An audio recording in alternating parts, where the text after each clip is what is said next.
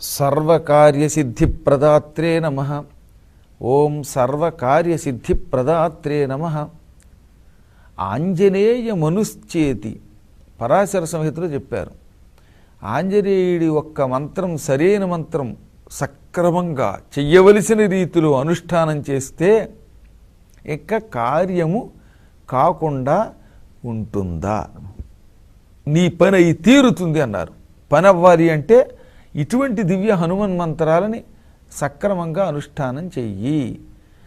సర్వకార్యసిద్ధిప్రదాత్రే నమః అనే మంత్రం అన్ని రకాల పనులను మనకి చెక్క చెక్క చెక్క చేసేలా చేస్తుంది.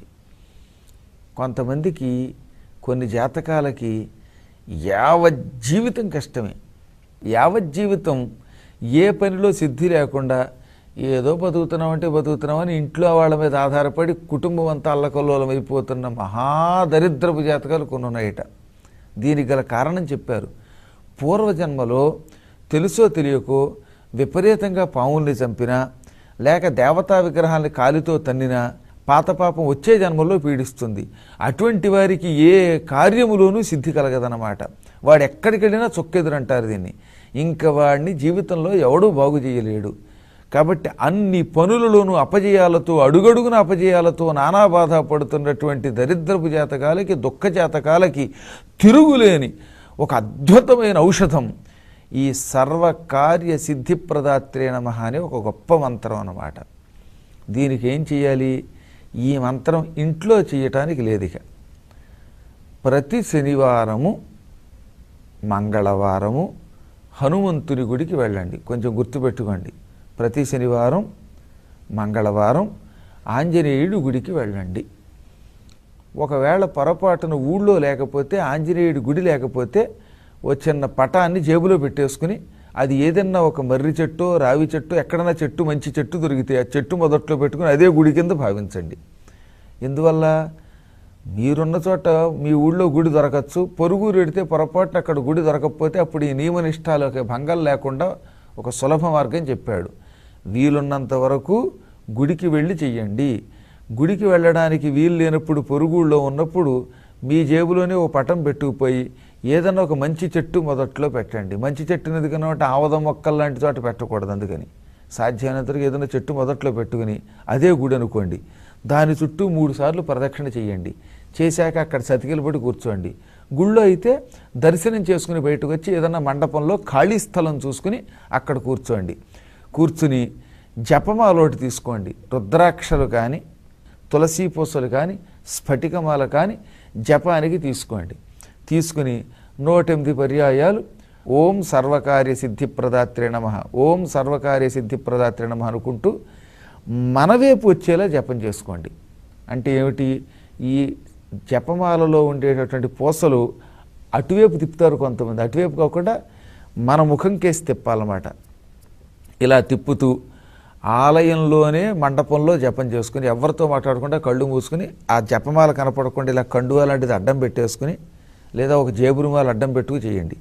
జపమాల ఇతరులు చూస్తూ ఉండేలాగా పైకి కనపడేలాగా పెట్టి జపం చేస్తే ఈ జపం చూసే వాళ్ళకి వెళ్ళిపోతుంది అన్నారు.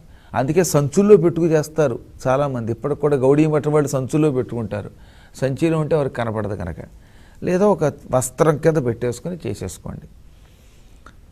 ఈ చెప్పాను ఇందాక. ఆలయానికి వెళ్ళడం కుదరకపోతే అప్పుడు ఏం చేయాలని చెప్పాను. పటాన్ని చెట్టు దగ్గర పెట్టి ప్రదక్షిణ చేసి మళ్ళీ గురుర్ బ్రహ్మ అనుకుని హనుమంతుడు ఒకసారి తలుచుకొని ఈ జపం చేసేయండి. ఇలా 1 సంవత్సర కాలం విడిచిపెట్టకుండా ఈ మంత్రాన్ని ఎక్కడున్నా ఏ ఊళ్ళో ఉన్నా చేయండి. పదే పదే చాలాసార్లు చెప్పాను. ఆడవాళ్ళకి ఇబ్బంది వస్తే 4 రోజులు ఆపేసి మళ్ళీ 5వ రోజు నుంచి కంటిన్యూ చేసేయండి. ఆఖరిని ఎన్ని 4 ఆపారో అన్ని 4 మళ్ళీ చివరిని కంటిన్యూ చేయండి. ఇంకొక రోజు అధికంగా చేయండి ఈ దోషాలకి ప్రాయశ్చిత్తంగా. చివరి రోజున ఎవడో ఒక పండితుడిని పట్టుకుని వాడికి మీకు తోచిన దక్షిణ ఇంతింతం లేదు, యథాశక్తి పిసినుగొట్టుతనం లేకుండా ఇవ్వండి, అంతే చాలు.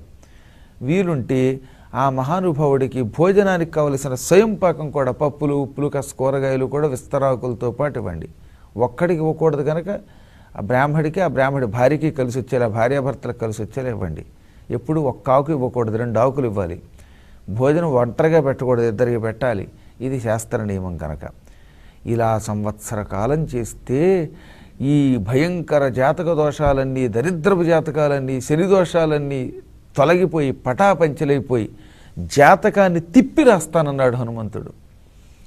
నా భక్తుడికి ఎంత దుష్టజాతకం ఉన్నా ఆ చక్రంలో అన్ని గ్రహాలు అనుకూలంగా వచ్చేలా చేస్తాను. అసలు నవగ్రహాలని అదుపులో పెట్టి వారిని మనకు అనుకూలంగా మార్చగలిగే దివ్యశక్తి ఉన్నవాడు కాబట్టే ఆంజనేయుణ్ణి ప్రత్యేకంగా రాముడు తన దూతగా ఎన్నుకొని సీత దగ్గరికి పంపాడనమాట. సీతాదేవి స్వయంగా ఈ మంత్రం ఆయనకి ఇచ్చింది.